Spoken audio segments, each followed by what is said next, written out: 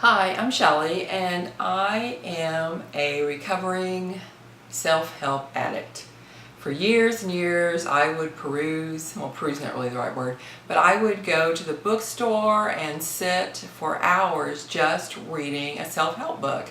Or I would buy one that I thought was exceptionally good and could help me with the life that I thought I deserved and could be thinner and prettier and smarter and all that stuff. But most of the advice I got, I thought was unrealistic and, to be honest, sort of ridiculous. One example, if you want to be relaxed and not scream at your kids, maybe you should just take a 30-minute bubble bath.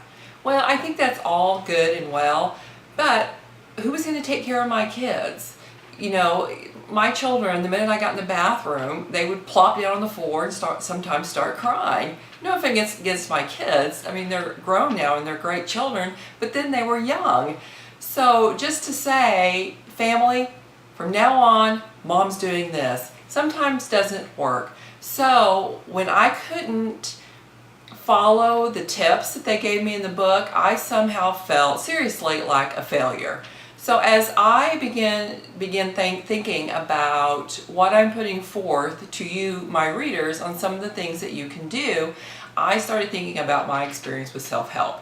So I wrote it recently. My last blog was about things to look at when you're deciding that you need some time for yourself or time for creating or just some space.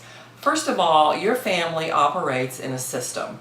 You are a system of people that have been together and that have worked together and have done things together, and you have a way that works for you. It's functional. Everybody has their role, everybody has their place in the things that happen.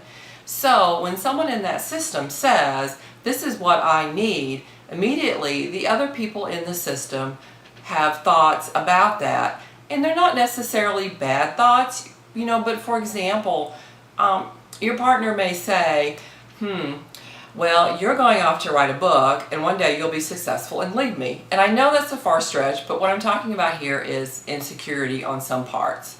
And then also your role in that, thinking, well, if I'm going to leave my partner to make sure that my kids get fed their snack, I can't leave my allotted, bubble bath time or time at my desk to go out and reprimand them for not doing it the way that I do it.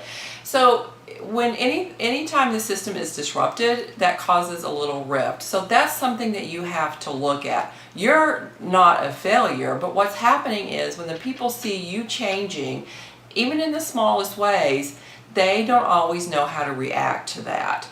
They in turn have to change something about themselves too, and often that makes us uncomfortable and we don't quite know what to do with that. So when you're looking at changing any sort of routine in your life, what you need to realize is that you're a system.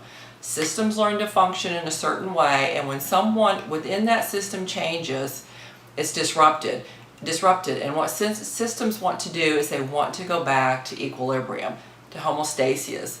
That's what they have to have. So that's my tip for the day, and that's something to think about. Until next time, happy writing.